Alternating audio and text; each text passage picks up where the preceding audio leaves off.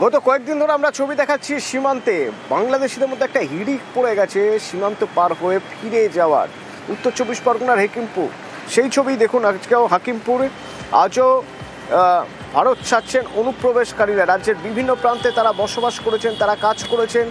এবার যখন special intensive revision শুরু হচ্ছে, তারা ভারত ছেড়ে বাংলাদেশে ফিরে যাচ্ছে।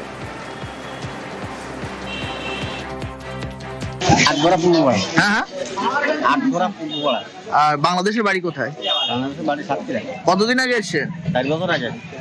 চলে যাচ্ছেন কেন? আয়ার শুরুর জন্য। ঠিক এদের মতোই একজন রোকেয়া বিবি 10 বছর আগে ভারতে এসেছেন। সাতক্ষীরার রোকেয়া বিবি নকল আধার কার্ড, ভোটার আইডি বানিয়েছেন, আমাদের দেশে 2বার ভোটও দিয়েছেন।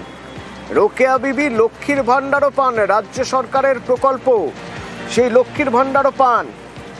সল্টলেকে পরিচারিকার কাজ করতেন রোকেয়া বিবি এবং তার পরিবার। বাংলাদেশে কোথায় বাড়ি? সাতক্ষীরা জেলা, আশাশুনি থানা। আচ্ছা, এখানে কোথায় থাকতেন? এখানে থাকতাম সল্টলেকে, বাসা বাড়ি কাজ করতাম, বোতল টোতল খুঁড়তাম, কেসার কাজ। আধার কার্ড, ভোটার কার্ড তৈরি করেছেন? ওই সবে করিলাম। টাকার বিনিময়ে? না। আর ব্যাংকের অ্যাকাউন্ট করেছিলেন? ছিল। আচ্ছা বলছি, আপনারা তো গরিব মানুষ, তাহলে লক্ষ্মীর ভান্ডারে কত টাকা পেতেন? 500 টাকা পেতাম প্রথম, তারপরে কয়েকদিন 1000 টাকা দিয়ে দিল। আচ্ছা, ভোট দিয়েছিলেন?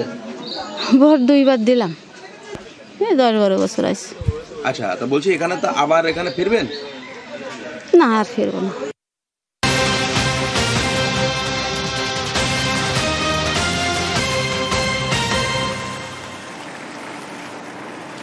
দিল্লি বিস্ফোরণের ঘটনা নজরে আল ফালা বিশ্ববিদ্যালয়। তো এই আল ফালা বিশ্ববিদ্যালয়ের ফান্ডিং কোথা থেকে হতো, কিভাবে হতো, এই নিয়ে তদন্তকারীদের মাথায় প্রশ্ন আসে। তারা খুঁজতে শুরু করেন। তার কারণ দেখা গেছে এখানে যে জঙ্গি গোষ্ঠী যে মডিউল কাজ করতো, ফরিদাবাদ মডিউল, সেই ডাক্তার জঙ্গিদের মডিউল, তারা ধর্মের নামে ট্রাস্ট তৈরি করে টাকা টেরর ফান্ডিং করতো।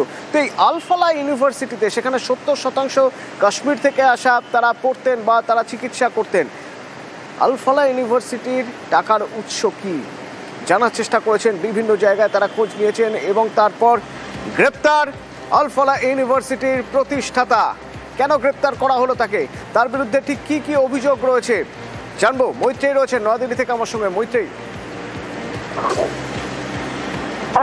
অথবা দেখো, আল ফালা ইউনিভার্সিটির চেয়ারম্যান যিনি, তিনি জাভেদ আহমেদ সিদ্দিকী, এবং জাভেদ আহমেদ সিদ্দিকীর বিরুদ্ধে যেটা মূল অভিযোগ, যে সেখানকার মানি কোথা থেকে আসে, অর্থাৎ ফান্ডিং কোথা থেকে আসে, সেটা দেখার জন্যই কিন্তু মেনলি এই গোটা এনফোর্সমেন্ট ডিরেক্টরেটে তদন্ত করা হচ্ছিল।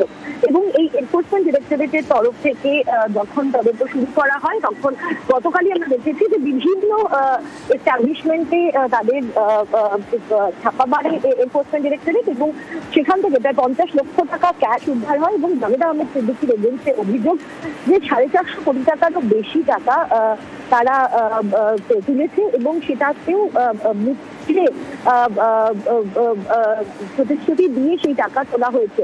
ফলে সেই অভিযোগে এনফোর্সমেন্ট ডিরেক্টরেট সিএমএলএ অ্যাক্টে গ্রেপ্তার করেছে জাভেদ সিদ্দিকীকে, এবং দিল্লি আদালতে পেশ করা হলে তাকে 13 দিনের এনফোর্সমেন্ট ডিরেক্টরেট হেফাজত দেওয়া হয়েছে। মূলত তারা এবার দেখতে চেষ্টা করছে যে আল ফালা ইউনিভার্সিটির ফান্ডিং, সেই ফান্ডিং কোথা থেকে আসে, এবং তার পেছনে এই যে জঙ্গি হামলা রয়েছে, সেই জঙ্গি হামলার টাকাও আসার বা তার জন্য ফান্ডিং আসারও কোনো লিঙ্ক রয়েছে কিনা।